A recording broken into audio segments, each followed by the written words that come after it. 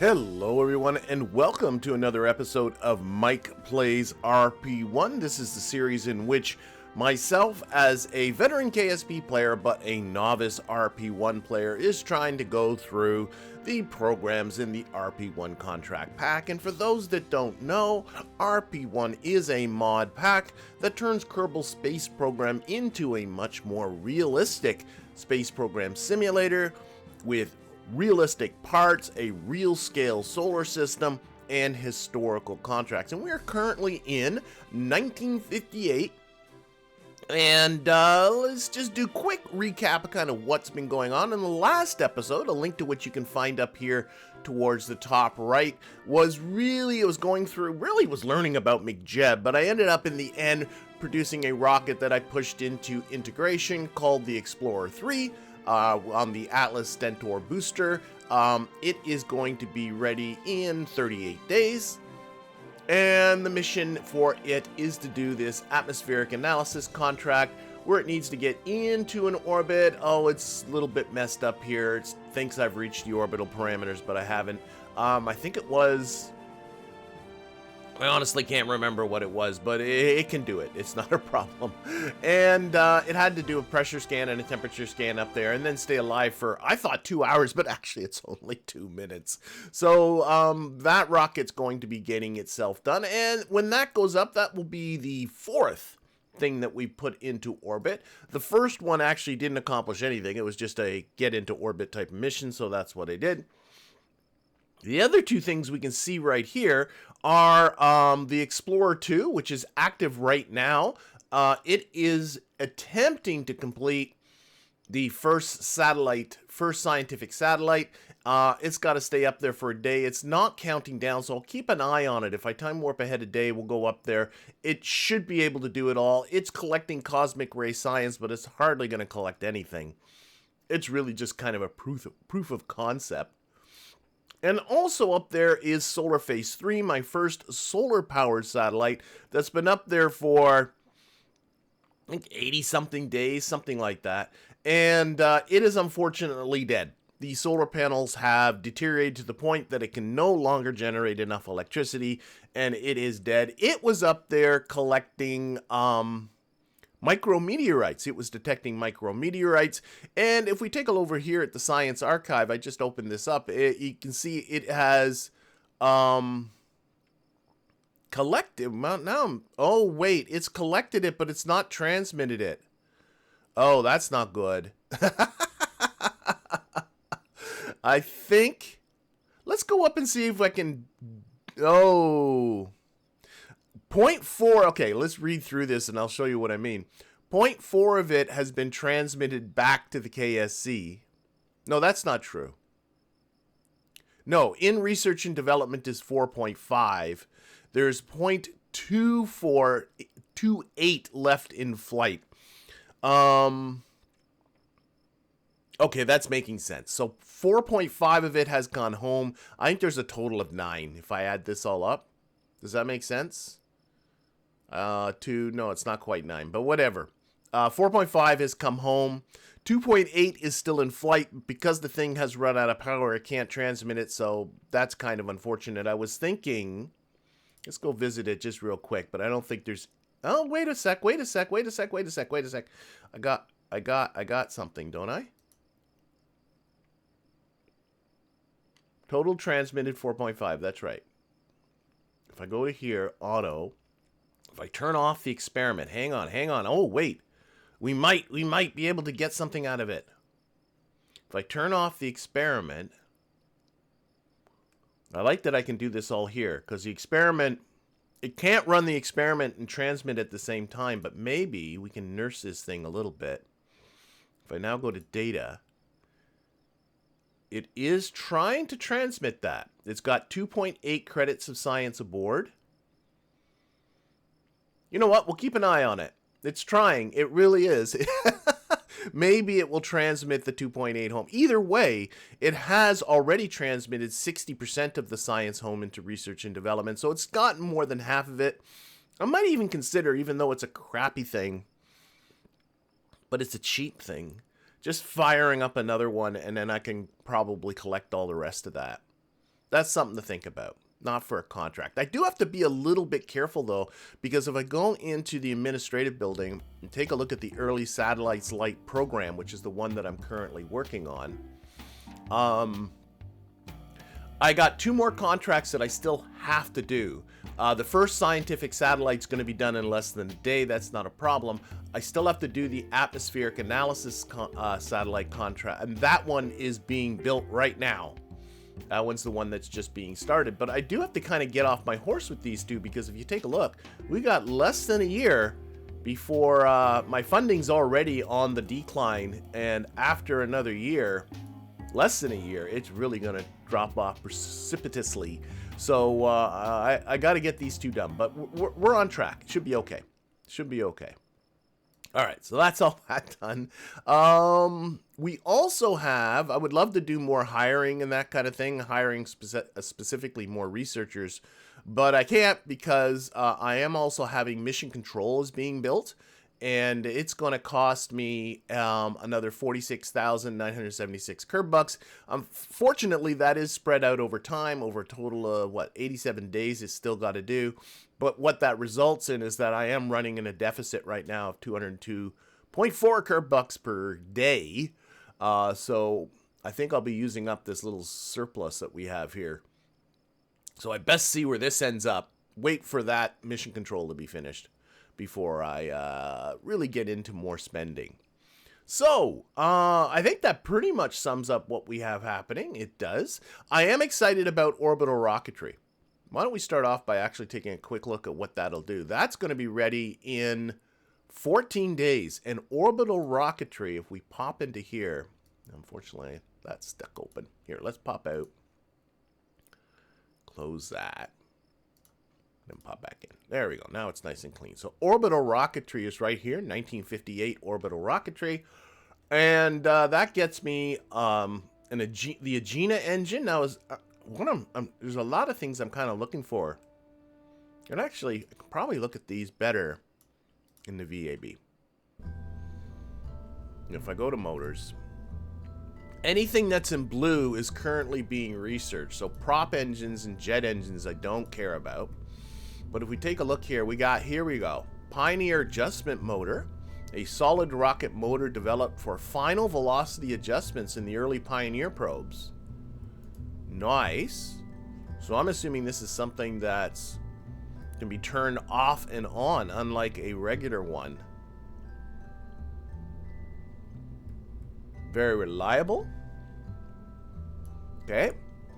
We also have here bigger SRBs are coming. Oh, that's in a separate one. Okay, so but that's exciting. It's tiny solids. Okay. We also have medium solids. We don't care. That's already researched. This guy, the Europe. I guess it's just simply flat out. Oh, it's from Europe, Dopey. It's the RZ-1 RZ.2. which is a British Curlox booster engine for the Blue Streak missile, first stage of the Europa launch vehicle. It was derived from the Rocketdyne S3 with minor modifications. So another booster. Currently, the best booster I got, I think, is this guy, the LR-43. With its 616 kilonewtons of thrust. This one ups that, so that is nice. And okay, so that's ground lit engines. And then we have single ignition engines. We have the Viking 2, early Viking engines with conical nozzles used for ground tests. The Viking is a hypergolic booster engine. Hypergolic means that it can be lit without, it does not require ullage, I believe. We'll have to check on that. Used for both a first stage engine and a second stage engine when equipped with an extended nozzle. A version was also created for the Ariane 4 strap-on liquid boosters. Average performance compared to this in contemporaries, but reliable. Okay. And then we have this one from Europe, the Gamma 8. This was an 8-chamber development of the Gamma, used for first stage of the Black Arrow satellite launch vehicle. Gamma thruster chambers were mounted in pair radially. Collecting movement. Okay. Control was difficult, giving okay, yeah, okay. So yeah, so some more, and that's the end of it. So those are the ones there to explore. And if we go into R&D one more time and look here at our orbital rockets, we also have a number of upgrades. And what I think, if I'm not mistaken, so these are upgrades to existing engines, which you always want to look at first, because this is always the cheaper option rather than a brand new one. Oh shoot, I thought I was going to get an upgrade to the one of those XLR engines for my rocket plane, but no. Oh dear. I thought that was in the mix here. They're not up there. Let me just type in XLR into the search real quick. Oh my gosh, it's further along. It's 1959 orbital rockets where I get that upgrade. Okay, so this is something I need to work on.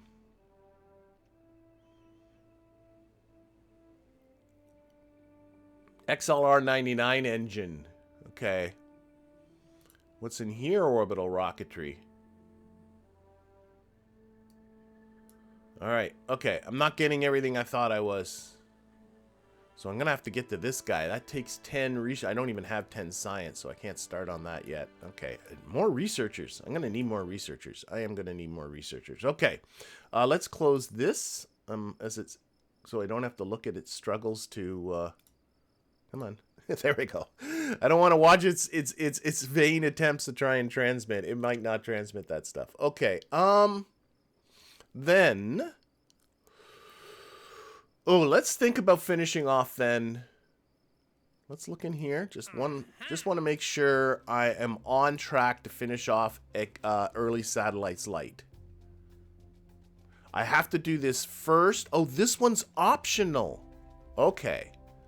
So first Sun Synchronous orbit is an optional contract. Good to know. So the only one I have to do is the atmospheric analysis one, and I am on track for that. And first scientific one's coming anyway. All right, so we're on track to finish this. Good, good, good. I was worried there for a moment.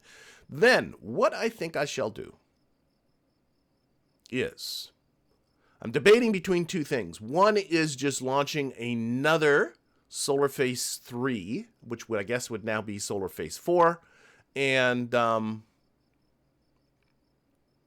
just collecting the rest of that cosmic ray science. The remaining, I've already forgotten what there was, the remaining 2.8, 3.2 left. Or, because I don't think it's going to transmit that 2.8. I think it's not healthy. Or I can get into trying to design something. Let's see if I can design a payload. So what I'm thinking about is designing a simple payload that I can control, that I can use to put into a fine orbit. Because this contract that I was looking at here, the Sun Synchronous one, this fella, does require to be in an orbit with an eccentricity below 0.04, which means pretty close to being a circular orbit. You have to have some control of it. And of all the launches I've done so far, the upper stages, the kind of thing that finally puts the payload in, have just been SRBs that you just fire and you can't turn them off. They're not the thing for fine control. So what I'm wondering is, and I've been playing with this idea for a couple of episodes now, is, so this is a procedural avionics core. It would have to be a near-Earth core. I do have the early avionics, so that is all good. Okay, we'll just close this. It's the right set. Let's put in just 100 kilojoules for now. Apply and preserve dimensions for now. All right, and put on a tank. Probably the lightest tank I can, which I think is my balloon tanks. I do have all these little tanks. I'm wondering. Okay, those are service modules for just putting in equipment. If I got into...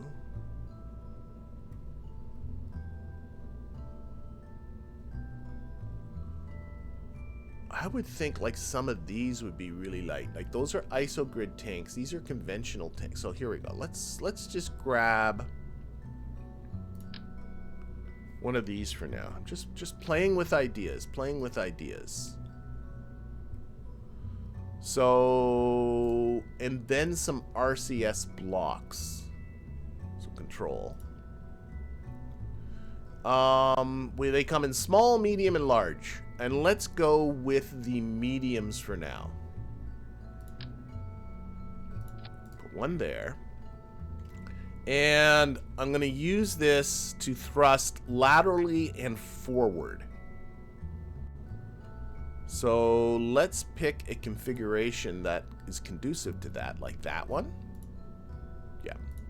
Or I also have, again, sticking with the medium ones. This one seems to have more configurations. And this might be my better, or that one. I think they're otherwise exactly the same. Thruster power, yeah. If I go with this one, just to do something, I think I should go four-way symmetry, but put them on 45 degrees to the, what is this end here is the ventral or top part of it, this side. So I want to be 45 degrees to that so that, you know, if I thrust to the, let me get this right, to the left, only these two thrusts. There's no kind of cosine losses. None of them are at an angle to any of those directions. I think that's a good idea. All right, so I think that kind of works. That means that these need to be configured. I haven't put any science. I haven't done anything. I think, let's see what gets me the best thrust. So we got thruster power here. So we have HTP, that is 0.0484 thruster power. We have nitrous oxide, which is bigger, 0.05. We have hydrazine. Oh, I can't. No, I don't have that unlocked. Be careful. We have helium, which is pathetic. And then we have this one. Okay, so nitrous oxide seems to be the choice in terms of thrust. So now what I need to do is take this guy. So we have type aluminum isogrid and high pressure aluminum isogrid. And it has to be high pressure for the RCS blocks. Okay. Those are my only two choices. So let's fill that up for the RCS blocks. And then if I open up RCS build aid, and how do we get this to be what I want it to be? Not translation. No engines attached. So translations, just change this to forward, I guess. This is saying absolutely nothing. I got nothing. Resources.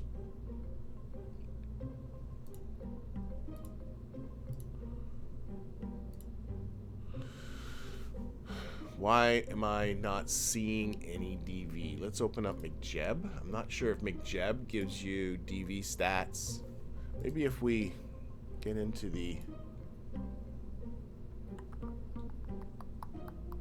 control, show actuation toggles, yaw pitch. This is, this is stupid. I'm just realizing this. I don't care about translation, so that doesn't matter. I want forward on the throttle, maybe. Always full, probably not if I want.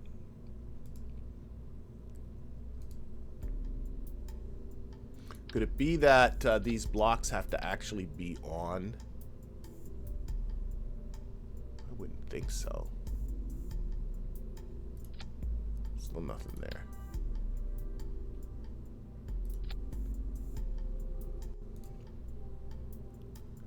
Okay, so I got nitrous oxide. I filled these for these. These just require nitrous oxide. Let's get into the engine config again.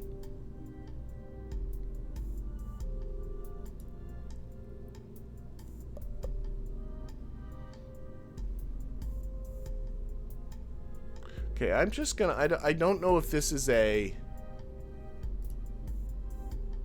don't care about attitude. Oh, I do care about attitude control, but I do care about, just curious why I'm not getting it. Okay, I'm just gonna very quickly simulate this and see if I have, oh, I'm in orbit. Well, I guess that kind of works. I have no communication. Insufficient okay, wait a second. Maybe that has to do with it. I saw insufficient avionics. Okay, I got control. So T. There's insufficient avionics to do anything with this. RCS. Okay. Well, I think it might be the problems in the core. Let's look at this again. Revert back to the editor.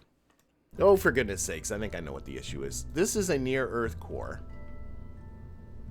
And I have controllable mass set to 0.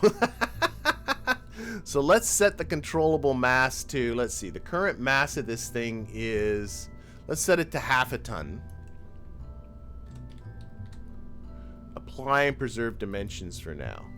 Okay, now do I have, no, I still don't have anything.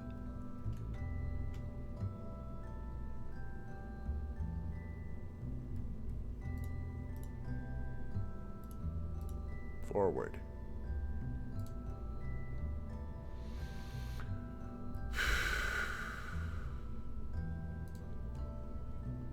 Controllable mass, I got electricity aboard. Let's take a look here. Got 23 minutes of electricity aboard. I'm just very confused why.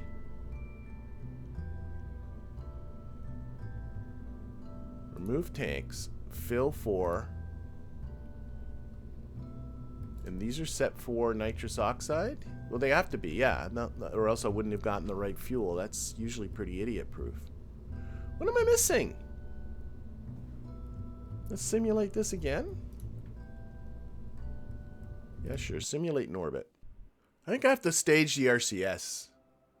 Yes. Okay, so let's go to we have a communication signal. Okay. So stage... RCS, throttle up, nothing there. H. Okay, that's working. I got attitude control. Okay. So if I wanted to, for instance, I could lock this onto the prograde vector. So that's okay. But I don't have forward throttle control. Oh, I gotta click on the 4F for frick's sakes. Okay. And now and you do have throttle control. So see how that's pretty fine control. Unfortunately, I have no information as far as DV stats goes. So I'd love to know how much delta V this has. I know a simple way to find out. If you restart the simulation.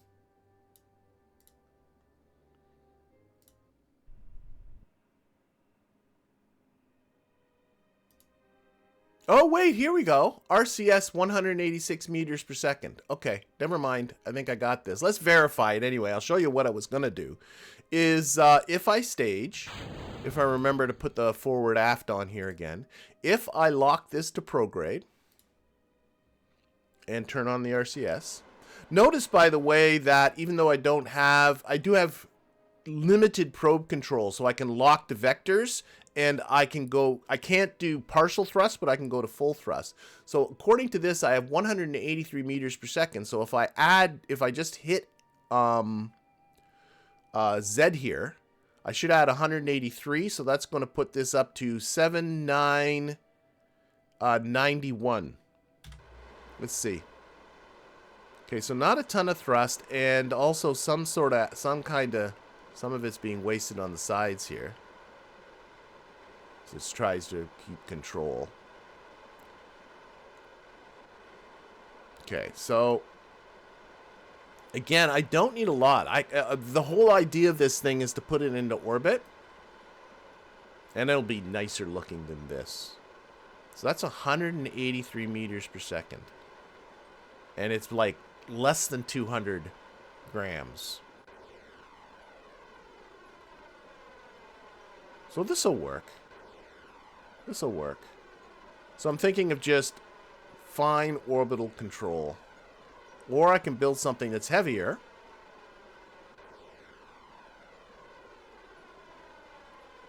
I'm sorry, I'm enjoying just watching this now. Okay, let's revert back to the editor. Okay, let's give this a name and save it. Vanguard 1, I'm going to call it. And let's open up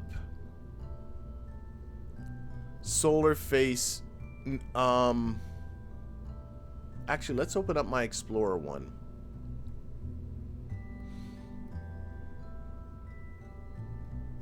Because the one thing I was discovering, actually Explorer 3, we'll go with that one, though I think they're virtually identical, is this thing was having no trouble getting this chunk into orbit. So what I want to just kind of quickly look at is how much mass are we talking on this?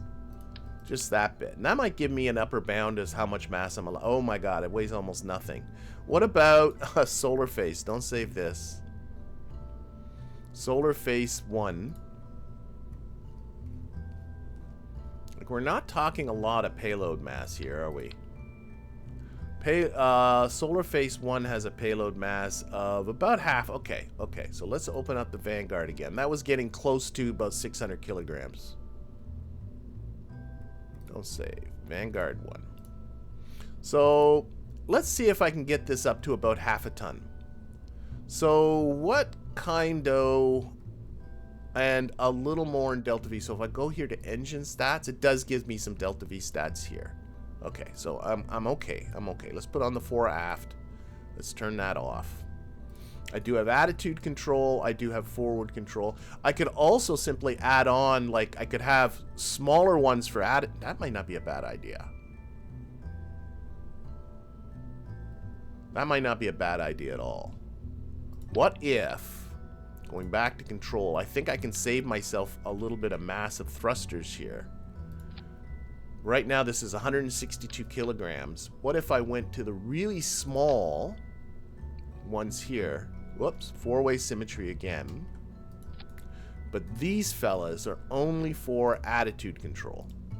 And then we went maybe even to the big single dudes. Modular RCS. Oh, these are freaking monstrous.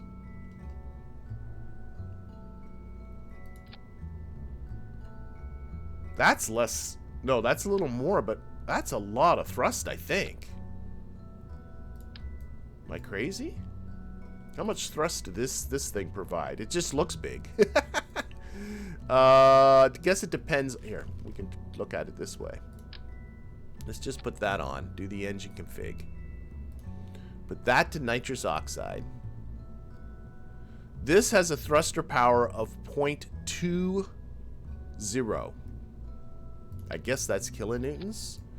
This one has a thruster power, if I go into the engine config, of okay, lots more thrust.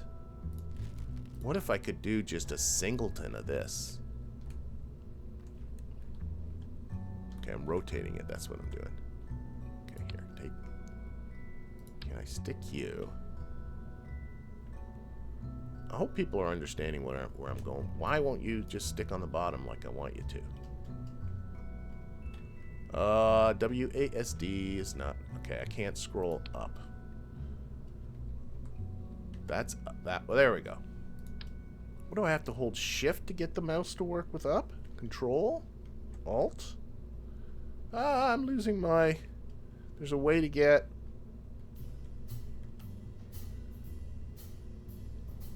take that off. Why won't you just stick there? Because it's a radial part, you big ding dong. Okay, one single symmetry. I just want it on the end of it, but I don't think it really likes that.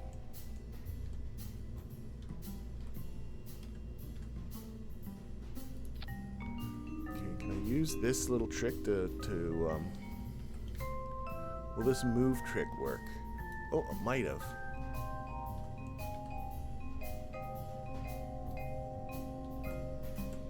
Still getting used to that WASD mod.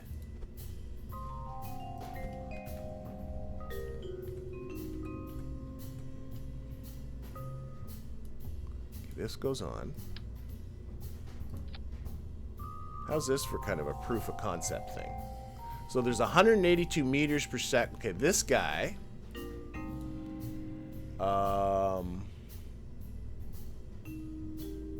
Oh, there's different. Okay, whoa. Dual. Oh, there's some pretty. Oh, okay. It's meant to be radially used. Okay, maybe that's a better option there. Just get rid of the center of mass so I can see what's going on here. Oh, I should check. Do I have torque happening? Of course not. I have to configure the engines. Nitrous oxide. Nitrous oxide. These guys too. Nitrous oxide. This engine as well. Do I have... Yeah, actuation toggles. You are simply going to go forward. Period. Forward on the throttle. And this one, show actuation toggles. Yaw, pitch, and roll is what this is responsible for. And nothing else. Boom, boom, boom. Now, RCS build aid is still not happy with me. This is what we had before.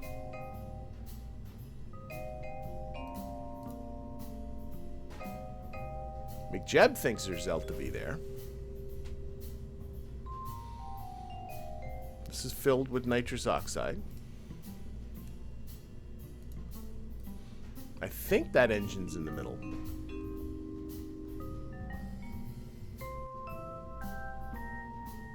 Okay, let's simulate and just see if it works. What's the weight of this? The whole idea of this was actually just to close that for a second. No, cancel. Just stop. Stop it. I don't know if I saved any weight. And was getting me more thrust. Well, the thrust to weight ratio is now 0.17. That's got to be higher than what it was before. Let's see. Okay, so engage that. RCS on. Lock to prograde. So that is working. Very much slower, but then again, I probably have these two guys way too close to the center of mass. Like, this is not a very well designed. I'm not going to argue with that.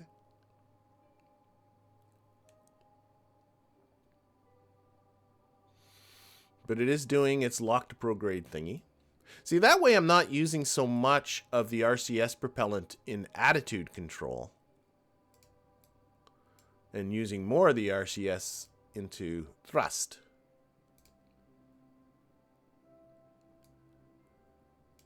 That's the thought.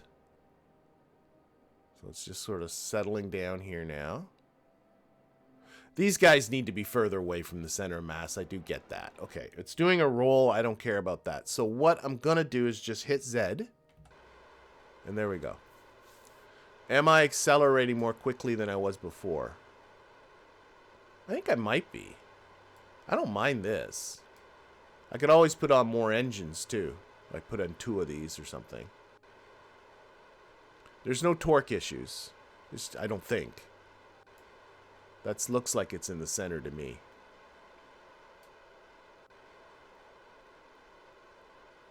And it's funny now how McJeb suddenly doesn't see... Oh, wait, I got to put this on engine. There we go. It's going to burn for 1 minute and 13 seconds to do that. I think it's better.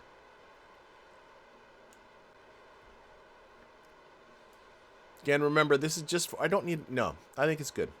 Again, this is going to be for fine control. Okay, let's revert back to the... Whoops.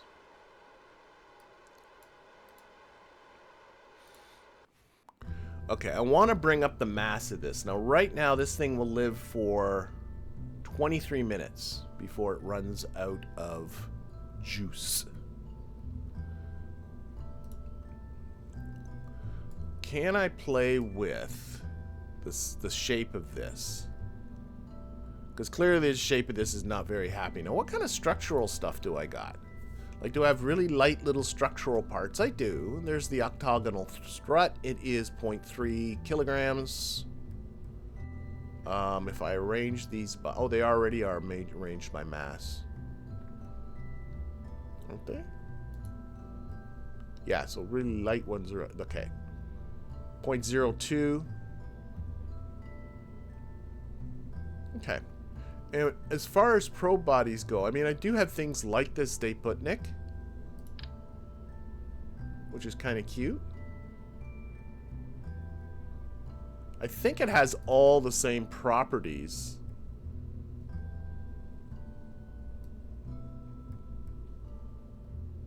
Well, maybe not.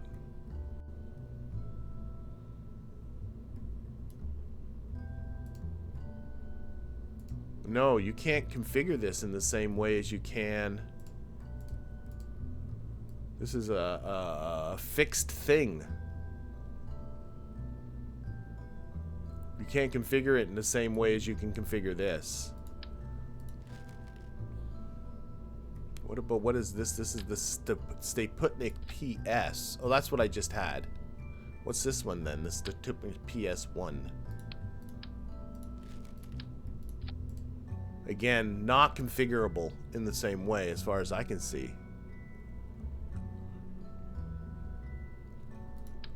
What does it give for a description? Not much. Okay, what if I took this? What can I do for the shape of this? I got cylinders, cones. I could just do yeah, I feel like I would probably put this in some sort of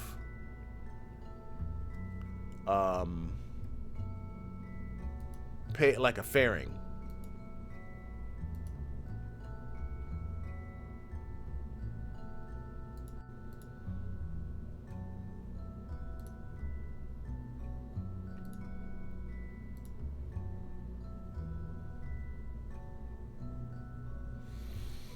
Okay.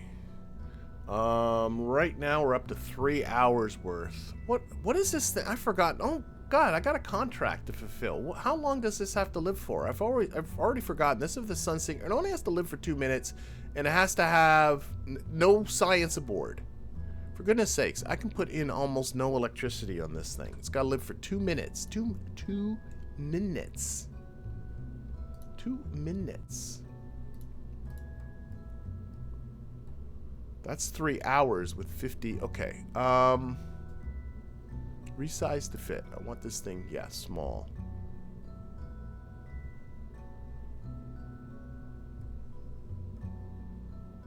Okay.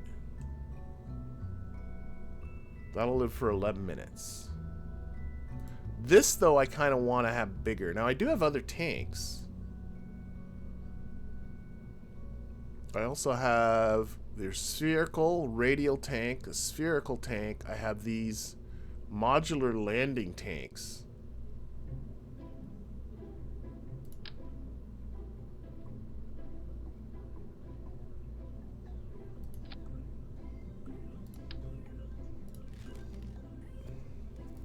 And then there's this spherical. What about the spherical one? It just looks like it can kind of hold more. It's got to be high pressure. Fill this for the... Oh, there's two aren't these the same? I guess it doesn't matter which is. Sees those as two separate engines. So fill that full of nitrous oxide. Put this on engine and oh, 989 meters per second to DV in this thing now.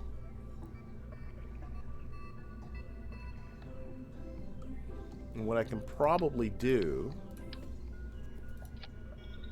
Where's my little motor?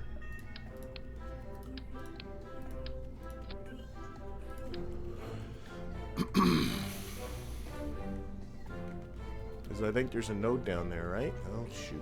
Doesn't like it.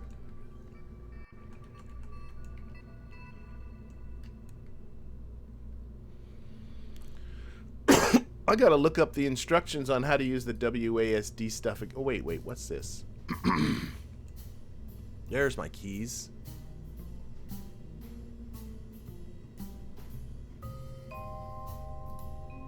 Space does that?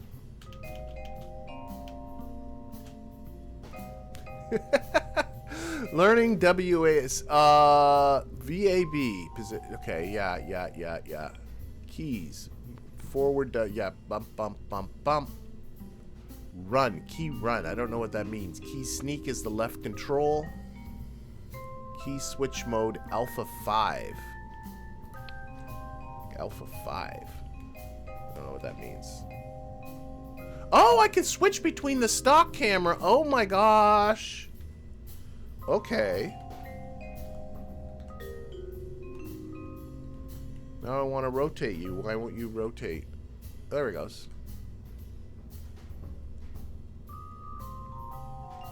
So I can switch back and forth between... I was trying to stick this on the bottom of this tank, but there doesn't seem to be a node there. Again, this is a radio part, which might be what's screwing me up. Okay, let's put this back here. Maybe... what if I made this smaller in diameter? It won't because of that. Okay, let's make it longer. Smaller in diameter.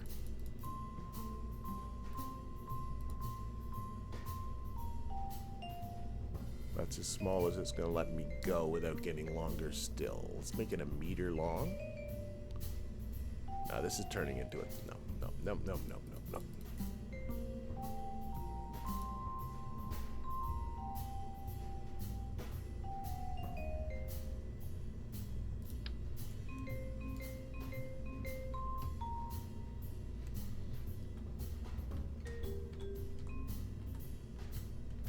There we go. That's that. And again, that's not centered, but a really common trick, or at least a great trick, is to do this. Put on the snap a little bit. Just grab one of these, and then it'll snap it right to the center. And then you can take the snap off, and you can put that where you want it. CS building off. Where's the center of mass? Back, and same with dry mass. Where's that? Markers. Center of mass, center of dry. Where's the... Okay, center of mass, dry mass. It's... Okay, oh, they're virtually in the same spot. Okay. That's why.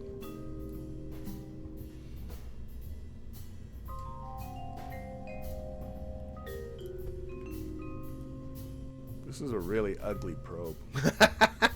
I don't know if I like it. So we have this big spherical tank. Let's try different tanks and see if I can just make it a happier looking thing. That's the big spherical one. I also have this guy. If I switch it to high pressure. Uh-oh.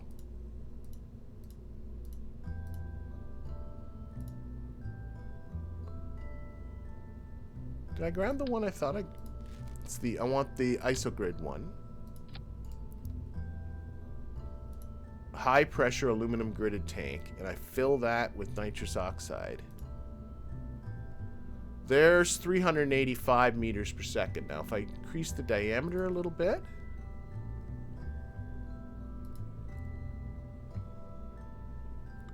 I'm up to 542 meters per second with a thrust to weight of 0.1. Which I can certainly live with.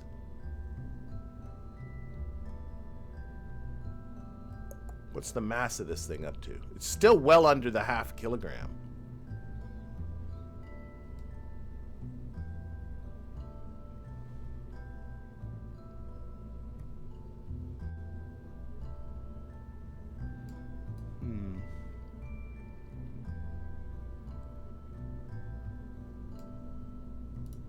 These go up here. No, it doesn't like that. Okay, let's just undo that. Okay, again, do I have that set up right? I have that set up. I think this might be better.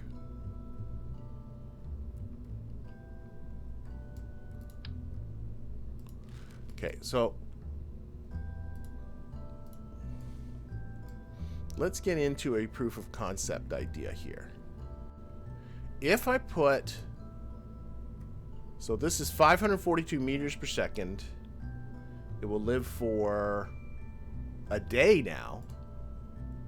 Yeah, it doesn't need all that. 50 kilojoules. Apply and preserve, or apply and resize to fit. Make you a little narrower still. There, that'll survive for 11 minutes. We can bring down this control of the avionics to say 0.3. Apply, resize to fit. Now we're down to 239 kilograms. We have a mass now of 722 in the thrust to weight, so just bringing down the avionics was a good plan. Thrust to mass, I think it should be okay. I'm just thinking of getting maximum torque out of these guys on the sides.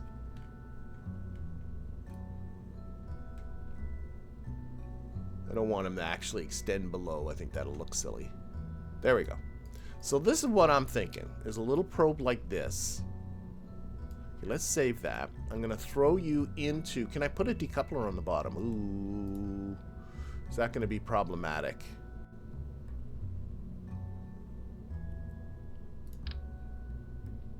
It goes there. I probably won't be. Or I could put it in upside downy. There's always that option. Or I could put on those engines radially. No, I'm going to stick with what I got. Let's do that.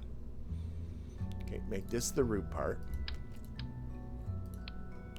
We're going to throw this into a subassembly.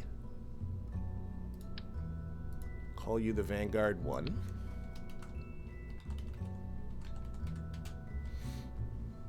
Save, go new. Bring up one of our rockets, like Solar Face 1. We're going to remove the payload off the top. Oh, okay, let's make this the root part.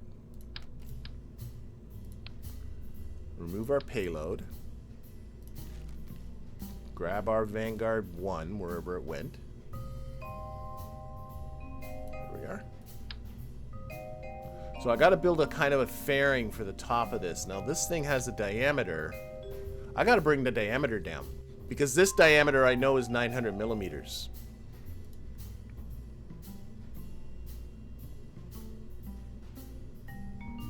Make that the root part again. Alright, we got fixing to do. That's all fine, that's all fine, that's all fine. Okay, no, it's all good, actually.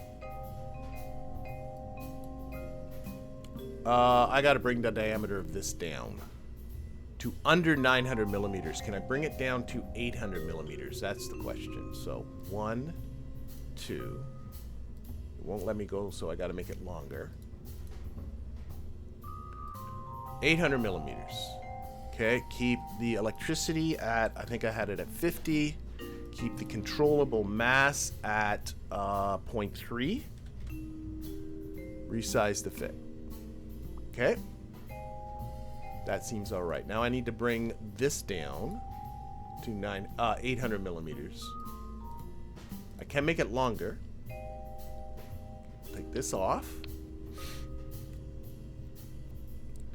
And put that on engine, and we have only 288 meters per second of delta V, but a really large TWR. So we're gonna make these tanks longer. Just out of curiosity.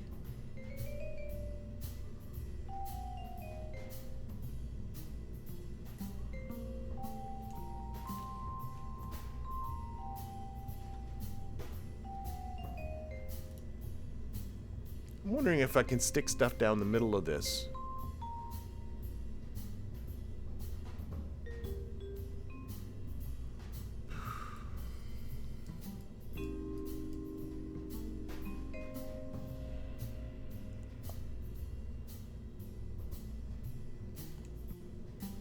I hope people are understanding what I'm talking about here. What if I took this, put it here, take these off for now.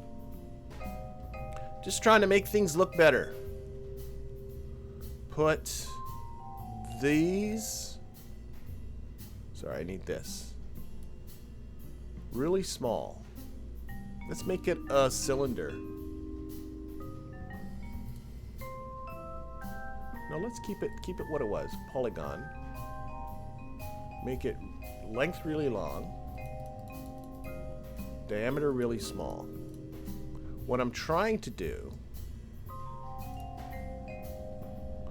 is see if I can get it to fit inside there and have those tanks around the outside. But then again, I got radial tanks for that. Maybe that's... oh my god.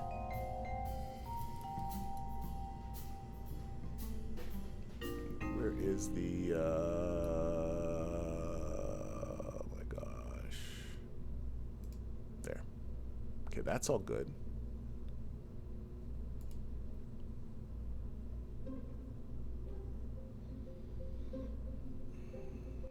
Even narrower.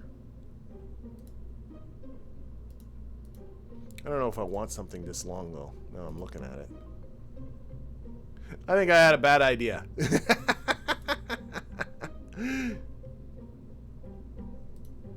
I think I had a bad idea.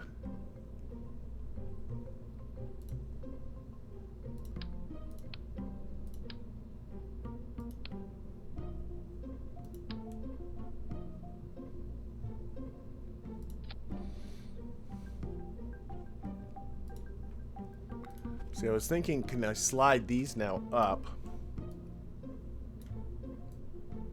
I don't think they look stupid. And I'll make them longer. Here, this can go on the bottom. And then this becomes my...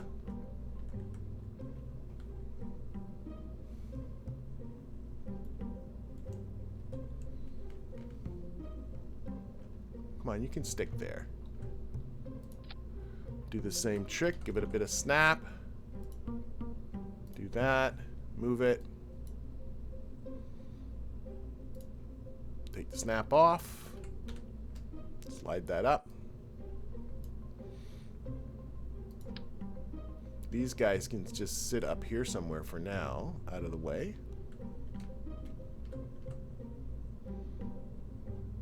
Gives me a nice torque on them too. And now,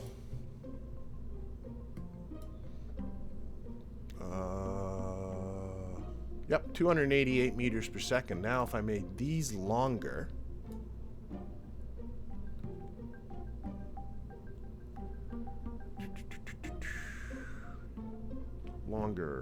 vertical scale.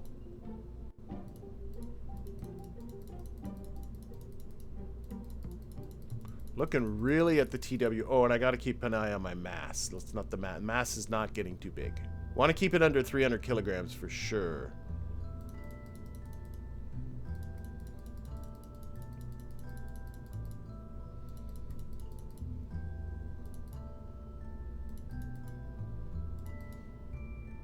I'm kind of liking what's happening now all of a sudden. Oh, that's the most vertical scale I'm allowed to give it. Alright, but that gives me 589 meters per second at delta V and a thrust to weight of 0.14. If we slide these down this way,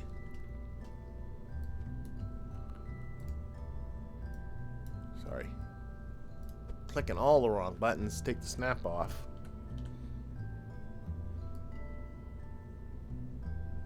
Kind of looks kind of nice, I think. The engine's kind of in the middle there. I don't know. And the diameter of this is underneath 900, right? 800 meters. I think that's a doable thing. Kind of goofy, but... Okay, let's take the RCS off. Or the... sorry, that off. Alright, next, I need to have... this can go... whoops. Just take that off. And now I need a fairing. Like a payload fairing. This might be a... I don't know. Okay, payload fairings. Payload fairings up at the top.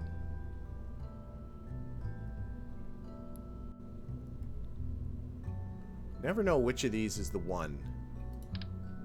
Like, that's huge, but I know these are scalable. So if I scaled this down to 900 millimeters, because I know that base will fit nicely under this. Like, here, I'll show you what I mean. If I take that, get out of the way, and move the top to 900. This is the idea.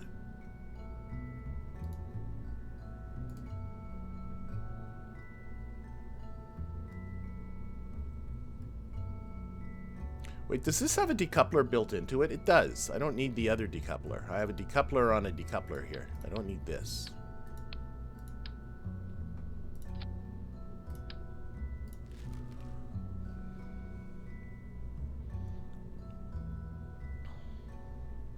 That is that. That goes there.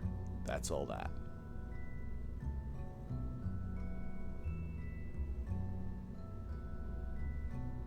Okay, and now I can put a fairing on here.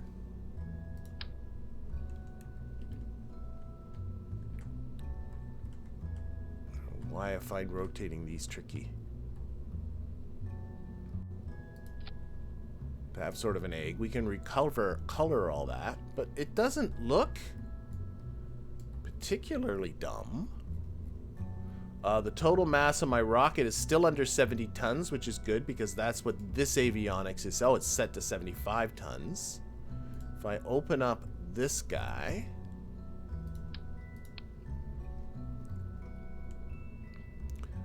this has a mass of 9.6 tons. This has a controllable mass of 10 tons, so that should be all good. Let's see if we can do something with this. Why not? So, close that. Okay, that staged, that staged. That's that fairing. I want that fairing. I'm thinking it can probably stage at the same time as this fairing down here. I'm thinking it might be high enough in the atmosphere. Let's just do that just for giggles. Oh, that's the wrong. That goes there. Those are the launch clamps. Silly. There. Let's see what this does. Let's see what this does. Okay, so let's simulate this. We're not going into orbit, obviously. We're going to just simulate this on the ground.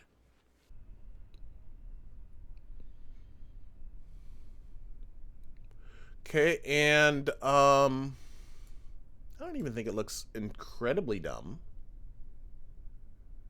Let's open up McJeb.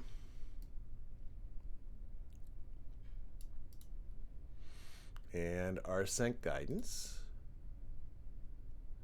And what else do we want? I don't need the smart ASS anymore. Well, I might need it later, actually, now I'm thinking about it. Let's look at the delta V stats and our orbital parameter stuff. There we go. And this, the idea is for a contract, this Sun Synchronous contract, to go into an altitude of above 300 kilometers for the periapsis, but an eccentricity below 0.04, but an inclination between 95 and 99. So let's see if we can do that. So let's just shoot for a 300 by 300. Let's shoot for an inclination of 97, which splits the difference between those. Let's take a look at our PV stats. We have support. Oh, this is, I had this on all, remember, I don't know if you can remember, but last episode, I was always, why do I have to keep staging the last stage? Because I had here, stop staging at stage 1. To be honest, I want to do that because I want to handle the payload manually. So it won't stop auto staging. The coast stage will be after stage 1. Totally agree. Not going to do a fixed length. So this is going to be the plan. Let's put this at, I don't know if McJeb, by the way, sees the RCS as part of its plan or not. Let's put this at, just has to be above. So let's go with 350 by 350. And let's engage and let's see what it thinks. It does not think it can do it, right? No, it thinks it can do it without having to use the top stage at all. I don't know. Let's just see what this does. Let's see what this does.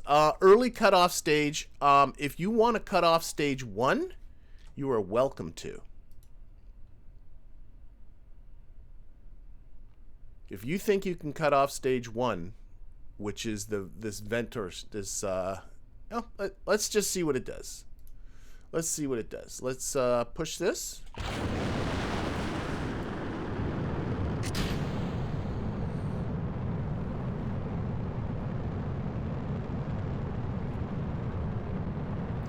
Off she goes. Off she goes. And of course, the big difference now between this and what I was trying for the best part of last episode is that the top stage is completely controllable by me.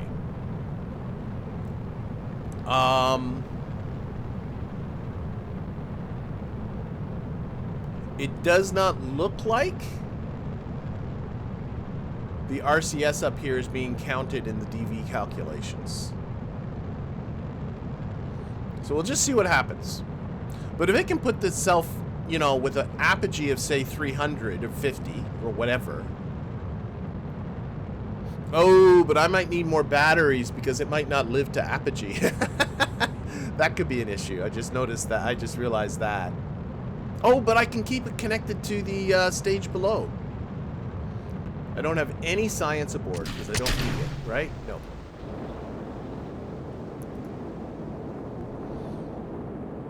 I think that was okay staging there. I mean, we're up above the Kármán line. I think losing the fairing at that point was okay. So what do we got happening here? It is going to come short. We can certainly see that. It's going to come well short of 350 by 300. But I don't think it's looking at, what was it like? I can't remember now on the top.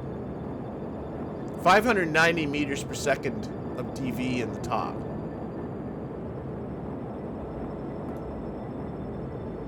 That it's not counting, I don't think.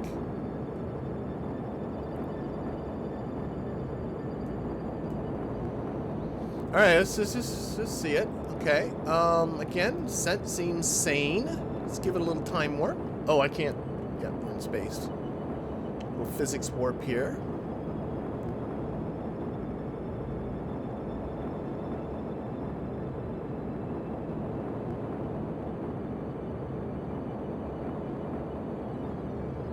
Okay, we're about halfway through, a little over halfway through. Still got about another minute left on this stage. It's bringing down the apogee, but I don't know what it thinks about this.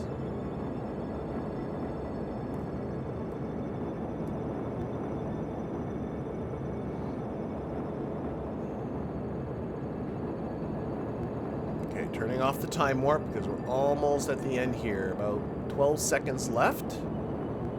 Apogee is coming down. It does need to be above 300. It's at 407. And I don't think that was not an early cutoff. All right, so where are we? We're about 3 minutes and 40 seconds from apogee. So what we're going to do is we're going to disengage you.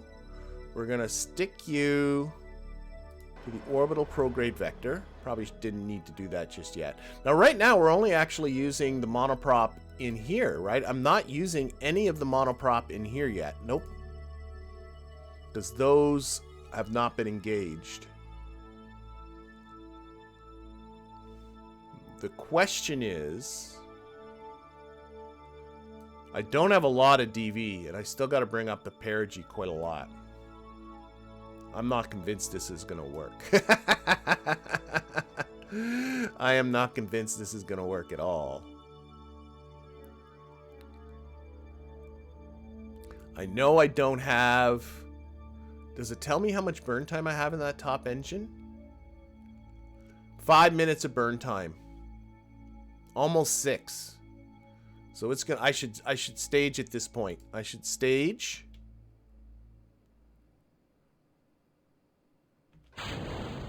And we're going. We're going. I'm gonna put on regular. Just put it on the horizon. There. I don't think I got what it takes, but we'll see. I realized all of a sudden that I need to start this significantly before because I got like this almost 6 minutes of burn time. So I need to start this burn like 3 minutes before I get to apogee. But who knows? Maybe this... I don't know. 545 need more thrust. Maybe it doesn't need more thrust. I don't know. Just keeping it pointed to the horizon and I'm just going.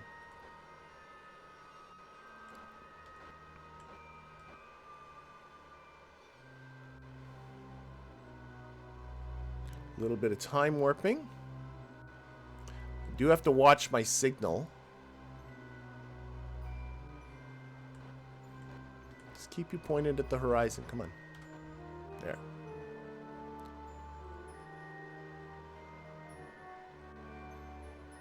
Is there an option to do just point to the horizon? I don't think so. Advanced. No. Let's put that back on the orbit. Oh, I can tell. What's the 7,500 meters per second for a low orbit? I can figure that out. Oh, yeah. I can work out how much short I am. I might not. Yeah, I'm short. I'm short. I can tell I'm short. So I'm having fun. So this is coming short. I need a better lifter. Which of course is coming.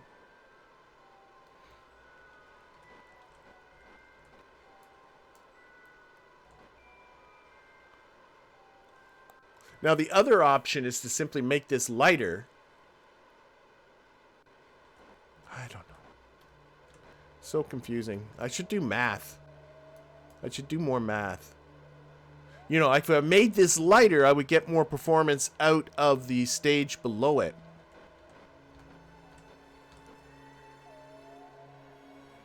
Yeah, we're now on our way back down. But you can tell by our orbital velocity, right?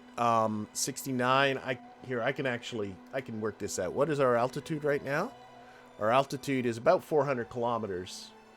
I got a spreadsheet available. That for 400 kilometers, I need a velocity of 7,673 meters per second. I'm just about at 7,000 with only 200, so I'm not going to make it. I'm not going to make it. I can see that. But it feels like I'm close. Oh, I'm out of control. I've lost my signal. I have to just lock this to prograde. I don't feel like I'm off that much. And I don't hate this probe as much as I thought I would now that I'm seeing it. So the question becomes, would it be better to make this lighter and get more out of the lower stage? Let's end this. Let's end this. Revert to editor.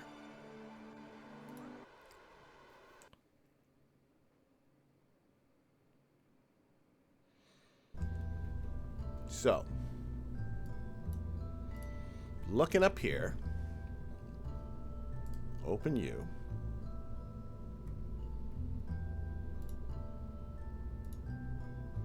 Off you come. If I make this a lighter rocket, so right now it has a mass of about 200, what if I tried to cut that mass in half?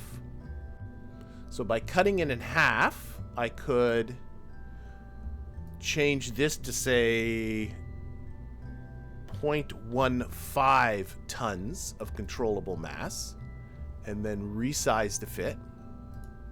That makes that shorter. And then I need to bring this below that by reducing the amount of length of this thing. So vertical scale.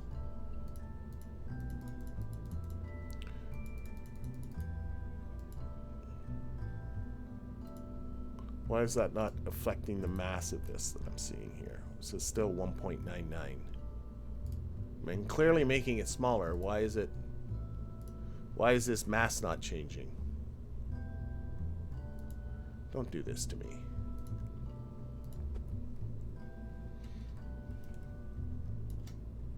There, it changed. Once I moved it, it changed. Okay. So, back to here. Smaller still.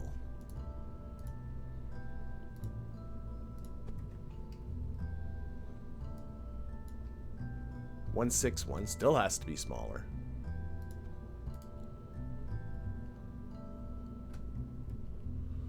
Vertical scale. Bonk, bonk.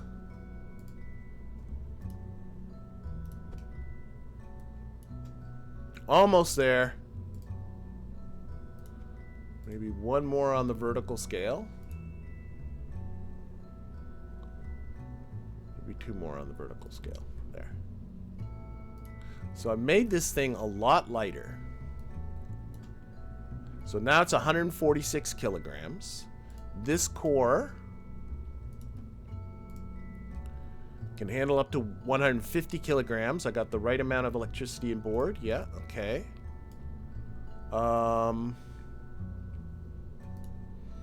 now what I'm hoping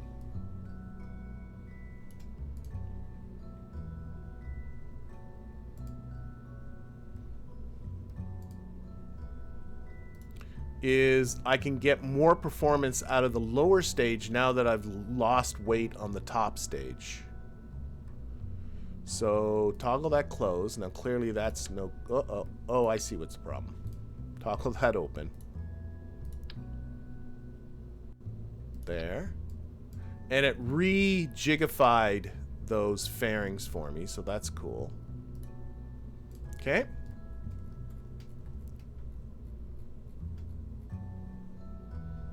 All right, let's simulate this.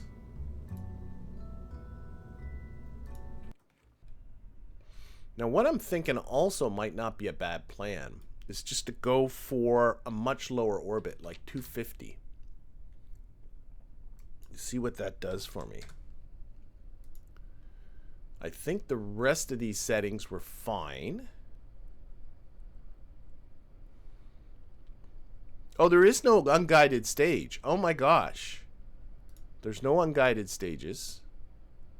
But it doesn't see stage 0. That's what I can see. So it simply does not see that. So engage autopilot.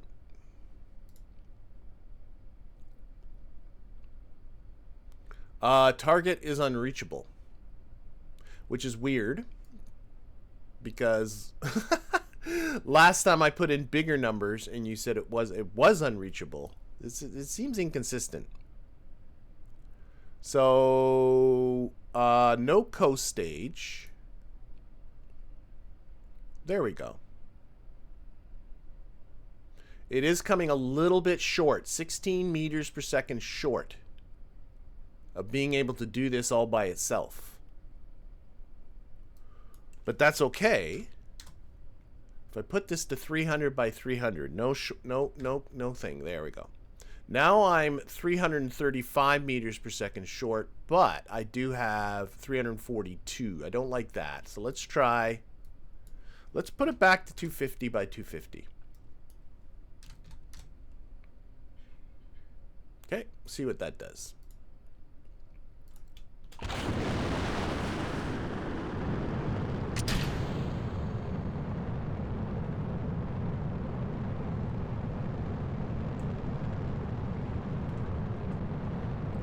Okay, and again, time warping through all this stuff. I'd rather not build a whole new booster because that will totally... I know I got the better orbital engines coming, but that will totally put off this launch for a long time as we have to build a whole new rocket. It would just be lovely if this would work. And then what I could do as well is basically use this setup, put some solar panels on the top payload, and try and just drop up satellites that just collect science for me. Like, if this thing could be used to just throw up really cheap little satellites, I would be very, very happy person. Because remember, I do need to start collecting more science. Okay, we are closing in about 10 seconds away from losing the Atlas booster.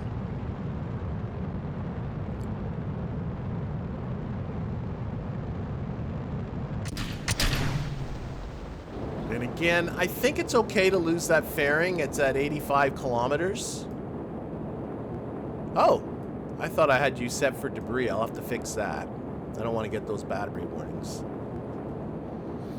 Okay, so now it's saying it's coming 530 meters per second short. See that? It's a little bit more consistent now in saying how short it's going to come.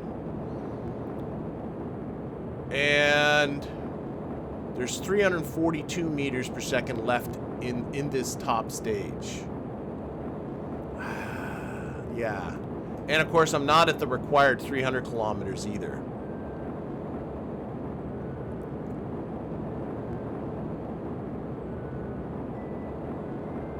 I'm not sure I did myself any favors. I should have maybe just tried a lower altitude with the bigger satellite. I might go back to what I had.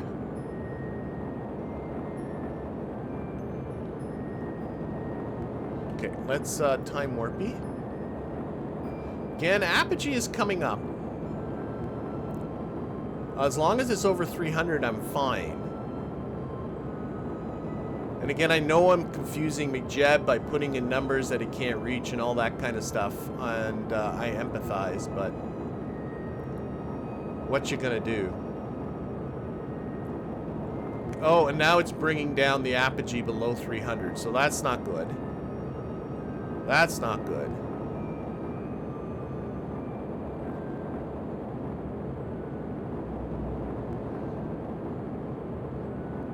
That's not good. We're almost done. We're almost done. I guess it's trying to get to 250. Alright. Well, let's see if we can get to a 250 by 250. Maybe I'm not as far off as I think. So we are 2 minutes away from apogee, and this burn I got 2 minutes, so I think I should separate at this point. So let's separate. Oh no, disengage McJeb. Throttle down, separate. Lock this to the prograde vector.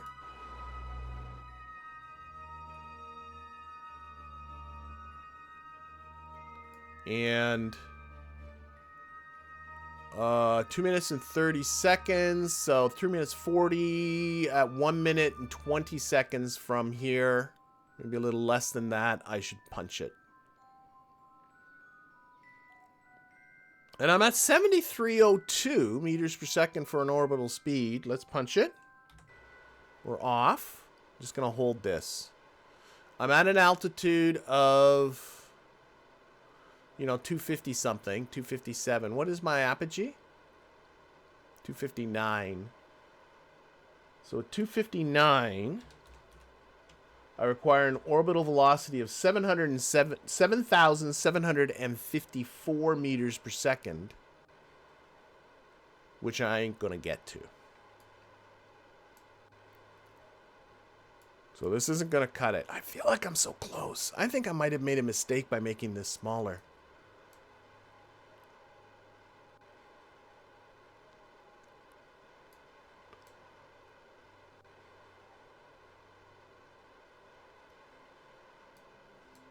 Yeah, this isn't going to cut it.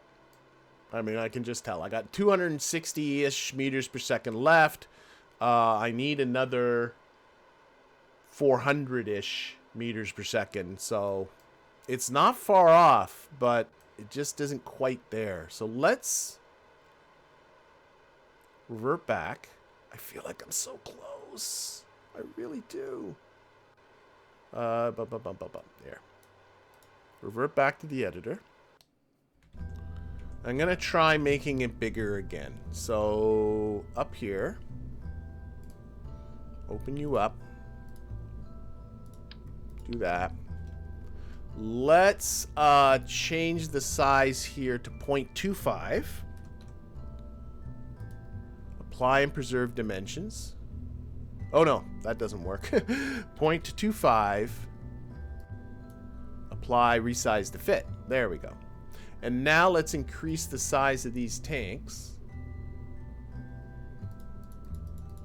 until we're just under 250 kilograms. Again, each time, let's pin that. I just have to move them just a bit and then to get the mass to show. So a bit more vertical. Oh, that's as vertical as they get. Okay. That is 2 point... Okay, let's... 0.205. That's as much fuel as I can get into them. I think I made a mistake making them smaller before. And that gets me now almost 600 meters per second at delta V. What I want to do... What do I want to do? I want to get into the probe core. Oh wait, I'm on the move thing. Let's make this 0.21. I want to shed as much mass as I possibly can. Apply, resize to fit. So now we're again 203 kilograms. This thing will live for 13 minutes with the electricity that it has.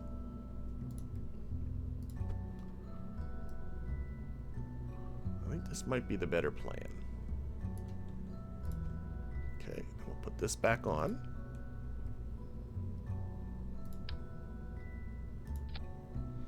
All right, all that staging is all good.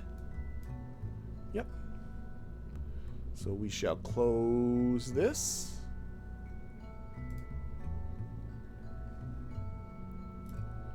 And we shall save. Oh wait, this is Solar Phase 1. This is...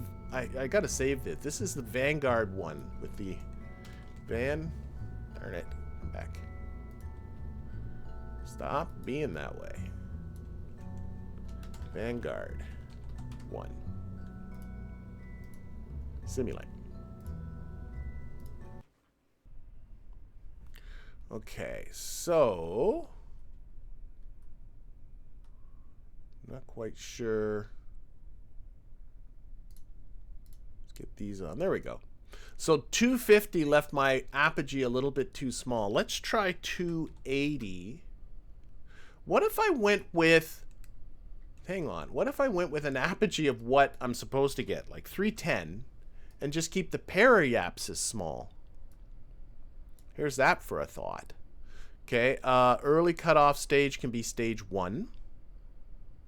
No coast stage.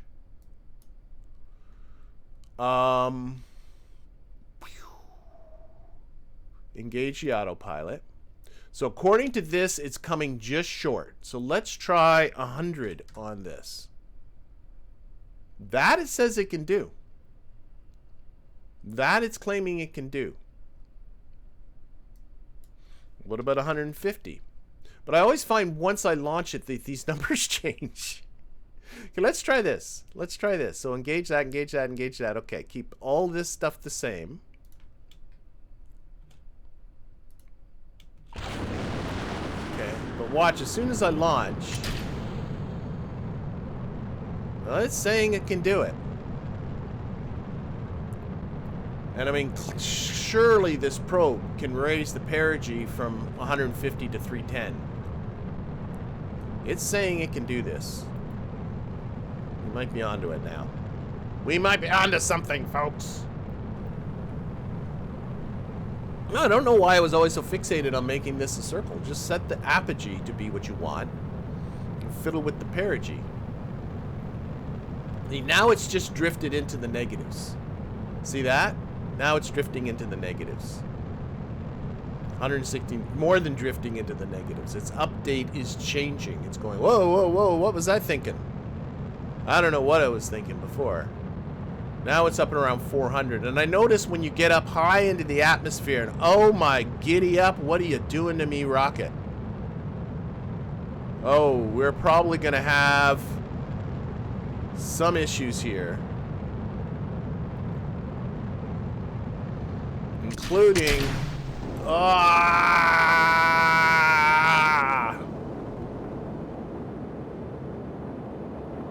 Yeah, okay, we've lost control of this. I knew that was going to be a problem when it let this go with such a high angle of attack. Okay.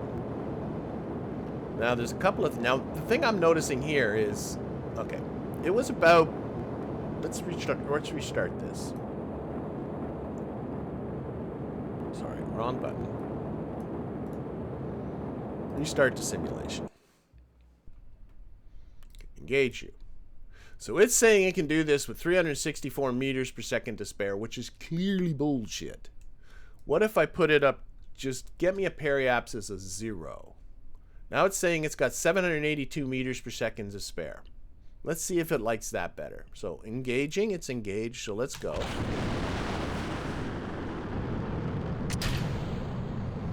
Okay, and we'll time warp.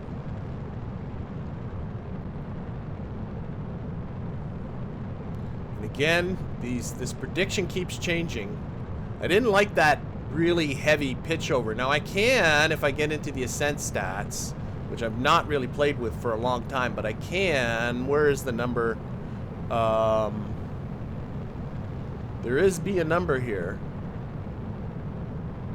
for, maybe it's under the PVG settings. For how quickly, yeah, see the booster pitch rate, half a degree per second. I could make that less. Okay, there it's pitching over again. Super hard. Super hard. Like, what the happy jeepers are you doing? Why are you doing that to me? So maybe make this pitch over rate more. Not less, more, I guess. So that we don't have this huge angle of attack. Let's see how it does. Well, it's better. It's better. It was able to control that.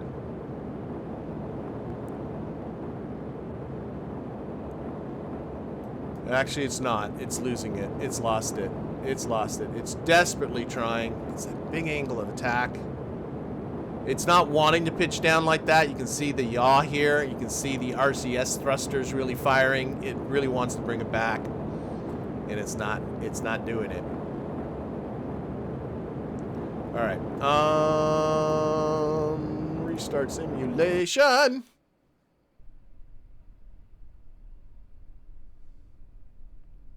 Alright, let's look at these PVG settings. I could increase the rate at which it's pitching over at the start so it's not such a dramatic pitch over.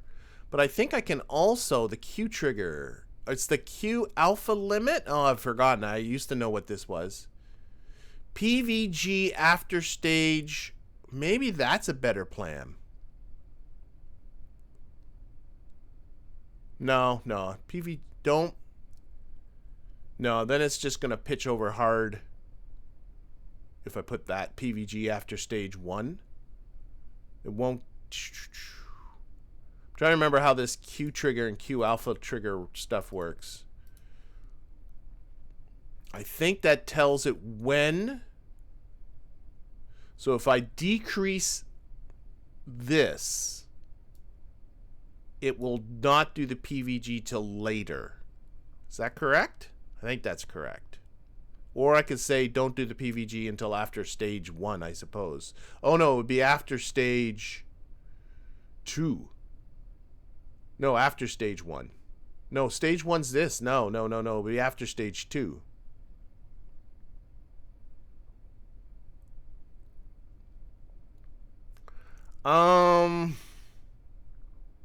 Let's just try increasing the rate at which it's pitching over to 1 degree per second. Engage you. Launch.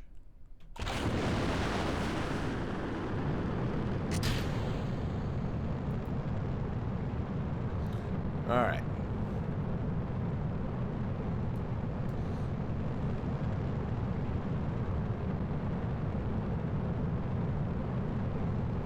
I should also keep track of this and see if this goes negative again, because I would prefer it not to go negative.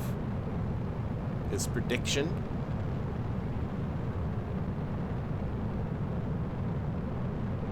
Okay, so it's still in the pitch part of the program. You can see it's pitching over more quickly at 1 degree per second now.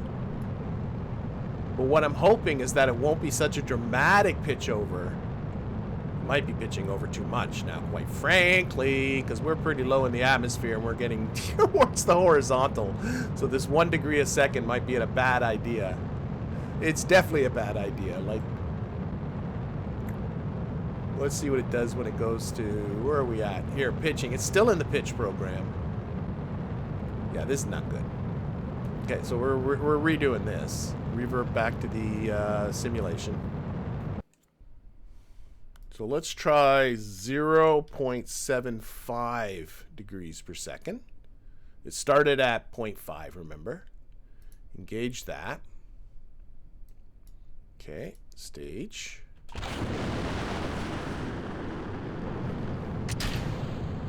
Again, throttling up, or time warping up.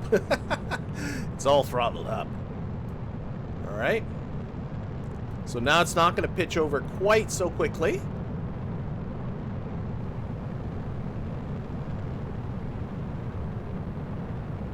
We're in the pitch program. Still feels to me like it's pitching over very, very quickly. But I don't know. Still in the pitch over program for a little while. Yeah, maybe just like 0.6 would be a better number. Or put it back to 0.5 but change this Q trigger. There, now it's into the PVG part. Now it's into the PVG part.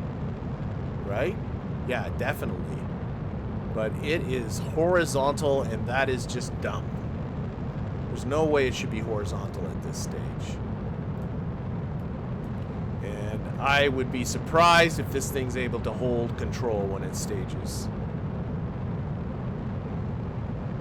But we'll see what happens. So, staging, and there, and again, it's too much of an angle of attack, too low in the atmosphere. Not cool. So, reverting back to the editor. Or no, restarting the simulation.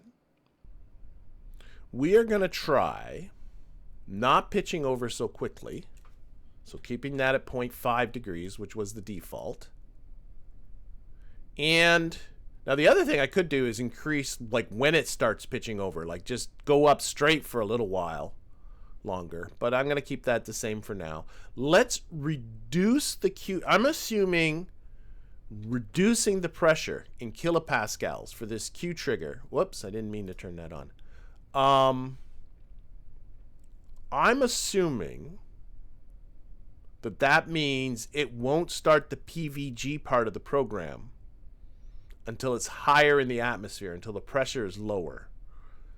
That's what I'm going to make that assumption with. Let's find out if I'm right.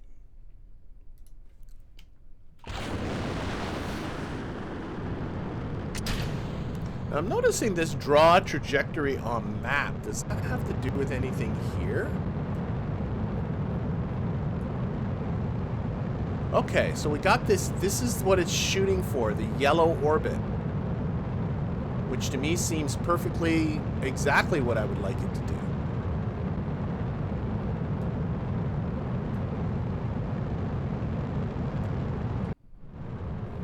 Okay, yeah, I agree with what you want to do. I just don't know if you're doing it. Okay, so now it's not pitching over as quickly, but it won't go into the PVG part until higher in the atmosphere, I think. Again, it's attempting to keep the apogee below like 310. I think that's why it needs to do that hard pitch over maneuver. There it goes. Oh my golly. Oh my gosh. Like, again, what the happy heck. That doesn't feel right. And it's this big angle of attack that just can't be handled. One, especially in the atmosphere. Now, it's going to be higher in the atmosphere. Maybe being simpler is better. Okay, let's hang on. We're at 70 kilometers and we're about to There we go. Are you going to hang it? Are you going to hold it for me? Or are you going to lose control again? Again, big angle of attack, I know. Not fun, not fun, not fun. It's trying to keep its nose up. Oh, it's bringing it back. It's bringing it back. It's bringing it back. Okay. Okay. Now I'm noticing now well into the negatives, unfortunately, on my prediction. Well into the negatives on the prediction, so that's not cool.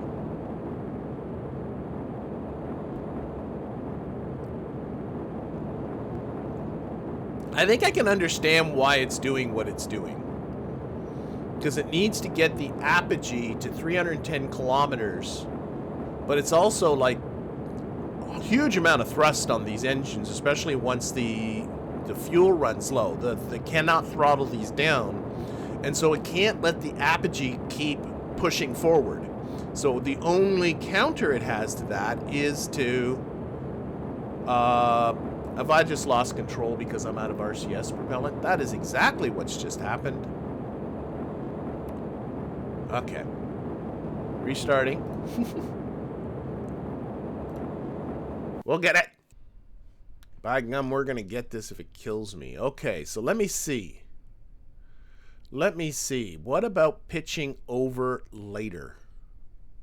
So changing this to, let's wait until you're like 100 meters per second. So you're higher in the atmosphere before you start pitching over. Well, I kept the Q. Okay, let's put this back. There is a defaults button, which is really great. That puts this all back to the defaults. Cool. No coast phase. Early shut off is engine 1. Yes. Let's engage it so we can see its prediction. All right. So let's start pitching over at 100.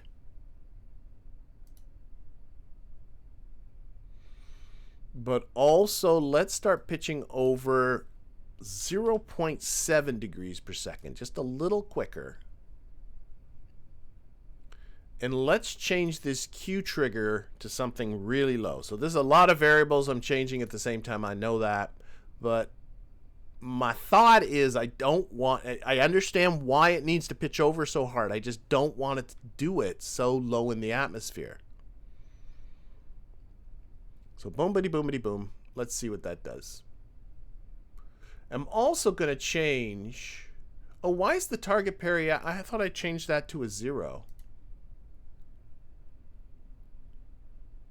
There we go. I don't know how long that was not 0. Okay, staging.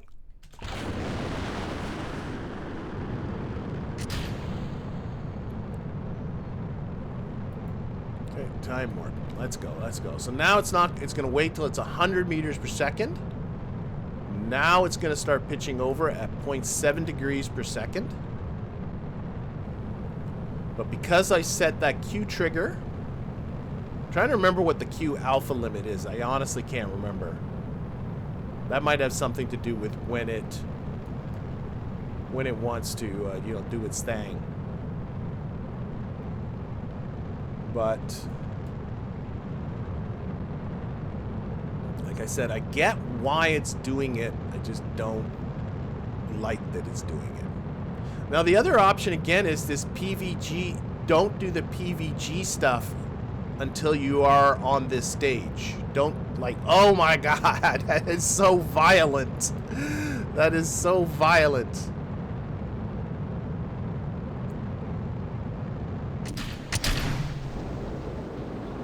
Hang on, little rocket. Hang on. Thing is like when it's fighting for control like this, it's just burning through the RCS propellant. Okay, it's gotten itself into some control. Whenever I see these guys all around the center, I'm a happy guy. And again, it's the helium. It's used up about half the helium, but it's now in some control. All right, it's better. It's better. It's better. Unfortunately, this now is a negative. I can see that.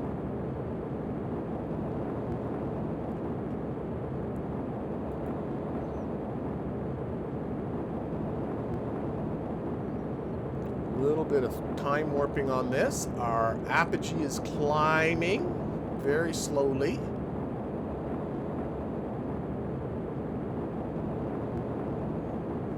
Now it's coming back down. I got the apogee set at 310 kilometers. Why are you pitching downwards? I don't know. Why do you do what you have to do? It's keeping the apogee really close at hand. Look at that. It's bringing the climb to apogee like... We're going to be... Here, let's turn this off, but like 3 seconds, 1 second, 0 seconds, we're going down now. What sense does that make?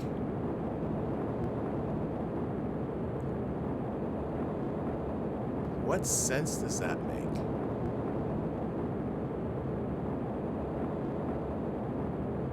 It's like putting the apogee behind us. That is what it's doing. Now it's pushing up the apogee, but it's behind us. That doesn't help me.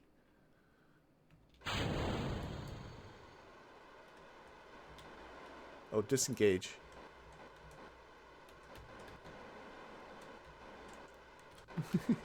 I turned off SAS. I'm an idiot. Okay, here. Put it on the pro grade. Like, yeah, we're going back down. We're in the atmosphere, for goodness sakes. The very upper reaches of the atmosphere. So this is no good.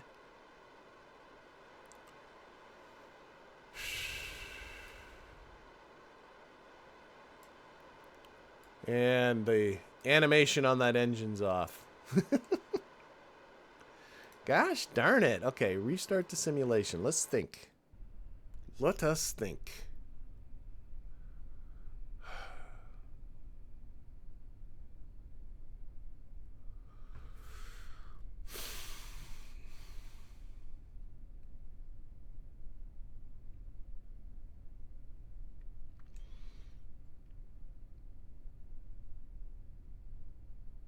I don't know. I'm trying my best to think.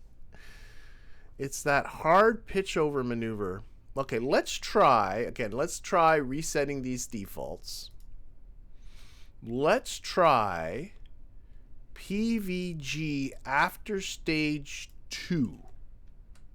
So stage 2 is like the stage 1 is this stage. So I after stage 2 says to me stage 1. Don't do the PVG until you're on this stage. Again, this went back to 145. Is it trying to tell me something?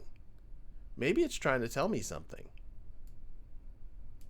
I don't know. Maybe keep it at 145. I'm not even sure where that's coming from, this 145 on the perigee.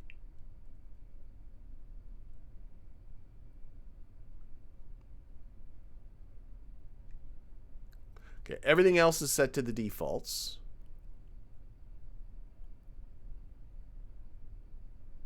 Let's try it out. This perigee keeps changing to 145 kilometers on its own. And I'm trying to remember if at any... Oh my fricky lordy lord, what on earth? It's already in the PVG stage of this, isn't it? It is. Okay, so I we got a cruise missile. I misinterpreted that. This is entertaining, but obviously not what I want. Okay, I misinterpreted this after stage 2. Oh my gosh. Watch out, everyone on the highway! Alright. So... oh, it was with subterranean. Alright, restart the simulation. PVG after stage 1. Let's try that. So I guess it PVG'd as soon as it did that. Okay, I guess that makes some sense now that I'm thinking about it. All right, let's engage that. That was kind of entertaining. Yeah, as soon as it hit this, to let go of it went straight into the PVG thing. Okay, that makes sense. Okay, I'm sorry. That does make sense. I'm not thinking. All right. But now it should not go into the PVG part of the Ascent until after this stage. But, and this is the big but, it's gonna really pitch that over hard.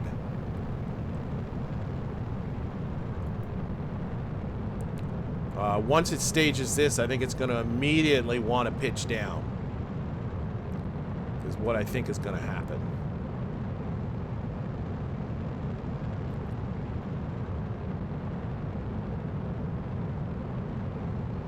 Okay, we're about to lose this guy. We're at about 80 kilometers. But I think it's going to pitch down right away here now. All right, there it goes. And we are not pitching down.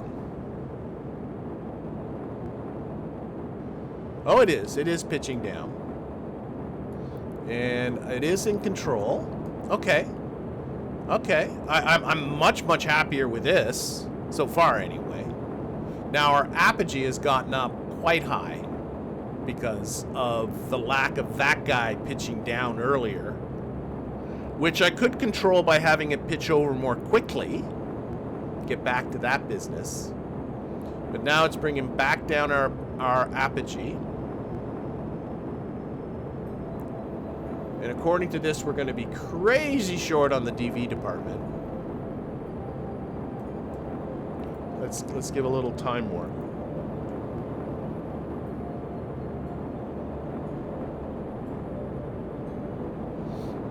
I am not going. It is not. Yeah, this is what it's doing. What it's doing to bring. No, now it's brought the apogee well down to where it was before. But that's because it's. I understand. Maybe I don't. Now it's pitching back up, but now again we're passing apogee. We're on our way back down. It's trying to do. Like it's trying to get to these orbital parameters all on this rocket, which it can't do, and that's why it's doing goofy things. That's no good either. Okay. Revert back to the start the simulation. I feel like I should be able to do this. All right, what we're going to do is have it pitch over more quickly. Let's try the 0.75 thing again. Now that it's not engaging that so early. This whole 145, I don't know where that's coming from. What if I kept it at like negative 1,000 or something like that? Part I find, oh, now it's thinking like I have no hope of doing this. Isn't that interesting? You know, if I put this at 0,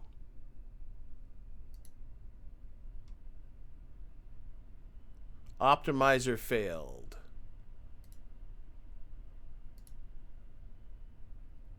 Now it's saying it's fine. See, this is what I don't understand. So now it's like, no, don't bring up the periapsis so high. Like, keep it at a negative 100 kilometers or something.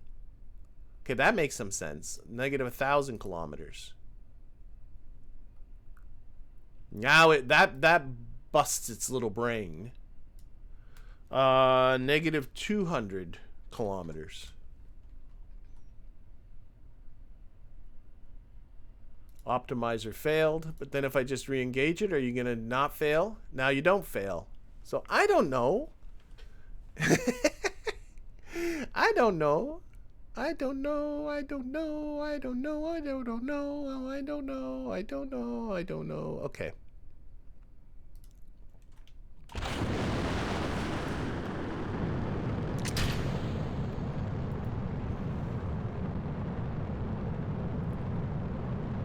All right, so this, I'm looking at the time. I think this is going to be my last try, but let's see how this goes.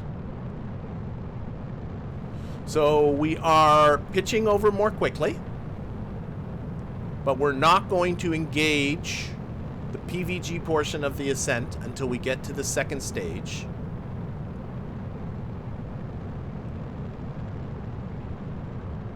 And we'll see how she does. And again, right now, it's totally convinced it can't do it. Yeah, that's the hardest part for me, is how you're at the launch pad and it's going, yeah, I can do this. And then as soon as you get going, it's, oh, no, I can't. I can't do this. What am I even thinking about? At least that's what I'm interpreting here. Okay, we are pitching over really hard. That point, okay, that was a bad, okay, I'm not making that the last one. Restart the simulation. Okay, we're gonna not pitch over quite so much, so make that like 0.6, and let's start the turn at 75 meters per second. Again, the whole idea is just to be higher in the atmosphere. And go. But who knows, maybe the thing is I do need to get different engines where I can control the thrust. And that's the fundamental issue with these engines, is I cannot control thrust. It's full thrust the whole frickin' way. And yeah, and so it has, the only way of it controlling the altitude of the apogee is through pitch. So it's just doing that crazy hard pitch over to try and keep the apogee under some control. But I feel like there's just some sort of magic combination of numbers here that I can get where it's going to do it for me. I just don't feel like I'm that close. But who knows? It just feels like I should be able to do it. It feels like I'm not that far off.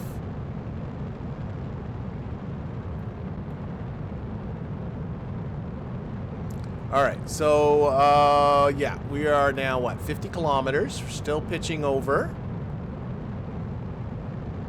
70 kilometers. Okay, about to stage here. Okay, and entering into PVG guidance, which means this guy's gonna start pitching down, but at least it's doing it in a controlled way. We're up high in the atmosphere that, you know, this angle of attack isn't such a big deal.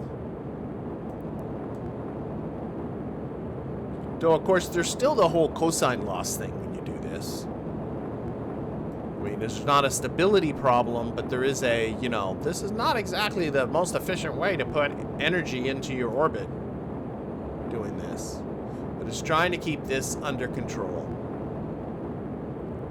I just don't like I wish here it would start pitching up.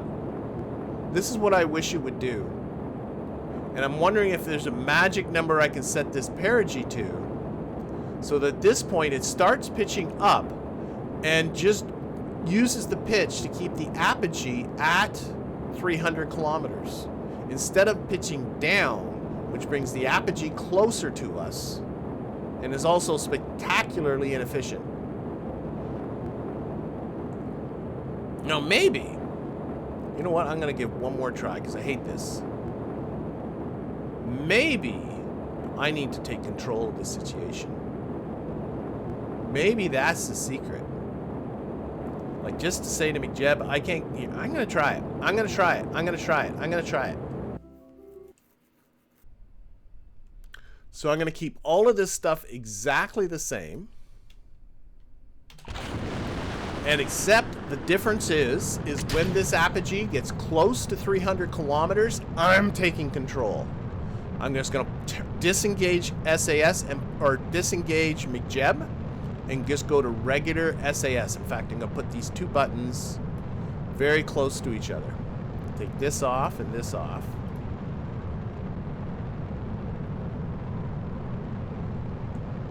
And just take control. I feel like there should be some way to get the McJeb to behave. To get the McJeb. People always make fun, too, of the way I say McJeb. Because I say it like you say McDonald's, like, you know, McDougal. It's a mech, like M-E-C-H, mechanical Jeb, I know that. So McJeb. But I say McJeb, like Mickey Mouse. Yeah, whatever. Whatever. Okay. So I'm going to have to be real quick about disengaging the autopilot and putting on SAS. And like I said, I don't want to lock the prograde. I don't want to do anything like that. But what I want to do is keep the apogee at just over 300 kilometers as long as I can. I don't care about the time to apogee or anything. Okay, we're about to stage. We're about to stage. There we go. Okay. Oh, and it's there. So I'm going to disengage, and engage that. Okay. And I'm in control. I also got to kind of watch my inclination here a bit. So let's pitch down. Pitch down, pitch down, pitch down, pitch down. Inclination seems to be okay now. It's in 95 degrees. So I'm going to bring this underneath the prograde vector. But I want to get myself to a point where this apogee is starting to come down. Good. I want to hold this kind of pitch here a bit. Just like that. Just like that. So it's flying you manual-like. Just like that. Maybe pitch up a bit. This can go away. I'm not looking at you. And this is what I'm looking at. This apogee right here. Inclination is fine. It's within the parameters. So if I just kind of hang out underneath the prograde vector, we should be fine. But this is it. Okay, I'm going to pitch down a little bit. I don't want this apogee to grow. That's the main objective here. Is keeping the apogee. Oh, I got to really pitch down. Did I just use up all my monopropellant? I did. I am out of control. Because I got into the whole fussy, bussy, dussy, wussy stuff. I am out of control. I'm out of control. Yeah, because I can't use RCS as efficiently as McJeb can. And in my little bits of tapping on the WASD keys all the time, I've used up all of my heliums. Now that all said, oh, my inclination's coming down because we are yawing the wrong direction. So my inclination's now too low. Unfortunately, but my apogee is still reasonable, and we're almost out of fuel. And I wish I could bring this back. I could put more propellant on here. That'd be easy enough to do. But right now, I'm happy. I'm out of control and happier with what it's doing. It's just completely messing up the inclination. Maybe just cut throttle. Cut throttle. Stage. Lock to prograde.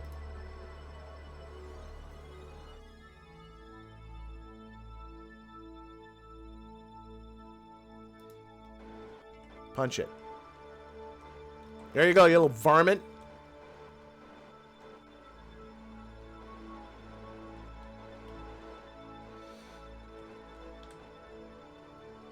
So now again, I am controlling this. I don't want to just simply lock to prograde. Oh wait, I don't have SAS on. That's not a good plan. Just hold this attitude right around here. Just hold that. That's good. That's good. That's good. Just hold that. So I'm not fiddling with the WSD keys. I want to use up whatever DV I have in propellant towards bringing up my perigee. Unfortunately, I'm only about a minute. I should point it to the horizon. How much burn time? I've got 5. Yeah, let's point up. Let's point it on prograde, in fact. The unfortunate thing I was just noticing is I got 5 minutes of burn time left here, but I'm only a minute and a half away from my actual apogee. I might need to pitch up a bit. Yeah, I think I do. Just to not get past my apogee. I'm doing the opposite now. But at least I feel like I'm doing something. I'm flying this puppy. It's me. Me and only me. This is like playing stock KSP now. Pitch up a bit more. I'm going to be coming past. Yeah. We're going to be passing our apogee and going back down. Now, what's our orbital? Our orbital velocity is nothing. Oh my god. What am I even thinking about? My orbital velocity is like under 6,000 meters per second. There's no way this thing's getting into an orbit. This is not going to work. I was just looking at my orbital velocity. It's pitiful. Remember, it has to be like, what was it again? Like in around the 7,700 meters per second range? Something like that. I ain't gonna get there. It ain't getting there. Okay. But again, it was going sideways for a lot. No. So this ain't gonna do it. I just locked it to prograde and said whatever and just let her burn. We're getting a nice view here. What are we going over here? Looking at going nicely over over the Great Lakes there. Look at the beautiful view of the Great Lakes. I was going to zoom out, but of course it only zooms out on the probe. We've got Ontario, Erie, my house.